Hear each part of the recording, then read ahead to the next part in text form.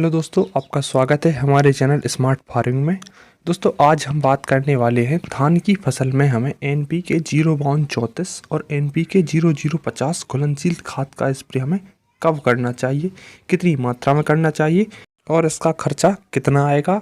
और सबसे प्रमुख है जो कि हमें धान की फसल में NPK 05234 और NPK 0050 के स्प्रे से क्या क्या लाभ होते हैं, क्या क्या बेनिफिट्स मिलते हैं, इन सारे टॉपिक्स पर आज हम इस वीडियो में बात करेंगे। तो वीडियो में लास्ट तक बने रहें। तो सबसे पहले हम बात करते हैं NPK 05234 के बारे में, जिसको मोनो पोटेशियम फॉस्फेट कहते हैं। तो इसमें जो है नाइट्रोजन, फास्फोरस और पोटास का कॉम्बिनेशन होता है। इसमें नाइट्रोजन जो है 0% और जो फास्फोरस है वो 52% होती है, और साथ ही साथ जो इसमें है पोटास जो है वो 34% होता है। तो सरल शब्दों में अगर हम बात करें तो इसमें फास्फोरस और पोटेशियम का कॉम्बिनेशन होता है। तो अब हम बात करते हैं जो NPK 05234 में फास्फोरस और पोटास होता है, ये काम क्या करता है, ये हमारी धान की फसल को कैसे लाभ पहुंचाता है। तो सबसे पहले हम बात करते हैं फास्फोरस के बारे में। फास्फोरस का जो है प्रमुख काम होता है कि जड़ों का विकास करना, जिससे कि जड़ें फैलती हैं, गहरी होती हैं, और जो दूसरा काम है कि जड़ों को मजबूती प्रदान करना, तना मजबूत रखना, ताकि हमारी फसल जो है धान की गिरे ना, झुके ना। अब बात करते हैं पोटास के बारे में। तो पोटास का जो है प्रमुख काम होता है कि दाने को भरना, दाने चमकदार होना और दानों का जो है वजन बढ़ाना, जिससे सीधी सी बात है कि इन तीनों कारणों से जो है हमारी धान की फसल का उत्पादन काफ़ी ज़्यादा बढ़ जाता है।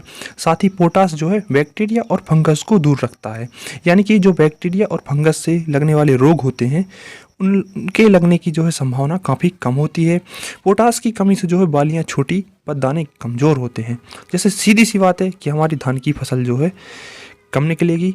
तो पोटास जो है हमारी धान की फसल के लिए काफ़ी महत्वपूर्ण तत्व है। साथ ही फास्फोरस भी जो है बहुत ज़रूरी होता है। तो हमें NPK 05234 का स्प्रे जो है ज़रूर करना चाहिए हमारी धान की फसल में। तो अब बात करते हैं कि हमें NPK 05234 का जो स्प्रे है वो कब करना चाहिए, धान की किस अवस्था में करना चाहिए।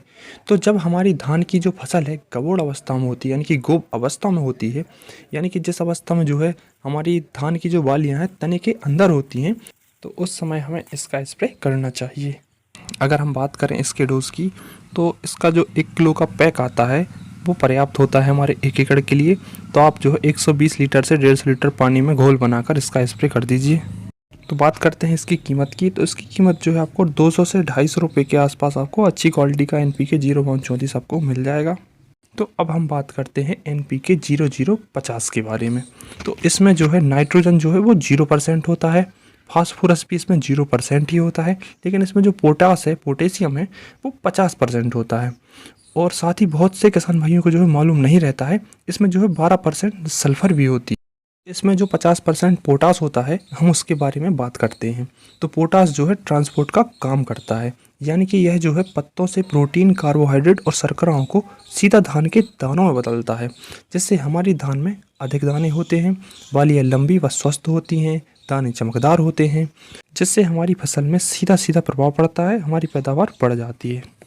अगर हमारे खेत में पोटास की कमी रहेगी तो ट्रांसपोर्ट भी कम होगा, जिससे हमारी धान की बालियाँ छोटी रहेंगी, दाने कमज़ोर रहेंगी। आगे बात करते हैं हम कि इसका स्प्रे जो है हमें कब करना चाहिए। तो जब हमारे धान की बालियाँ निकल चुकी होती हैं या निकल रही होती हैं, तो मतलब उसी टाइम पर हमें जो है इसका स्प्रे करना चाहिए। यही जो है सबसे उचित टाइम होता है हमें NPK 0050 के स्प्रे करने का।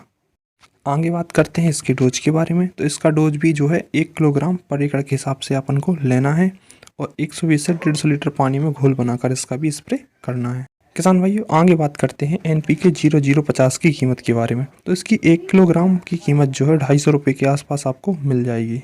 तो किसान साथियों, सीधी सी बात है, अगर आप अपनी धान की फसल में NPK 05234 और NPK 0050 का स्प्रे सही समय पर करेंगे तो आपको जो है 20 से 25% पैदावार आपको ज़्यादा देखने को मिलेगी। अगर आपको ये जानकारी अच्छी लगी हो तो वीडियो को लाइक और सब्सक्राइब करना मत भूलना। मिलते हैं अगले वीडियो में।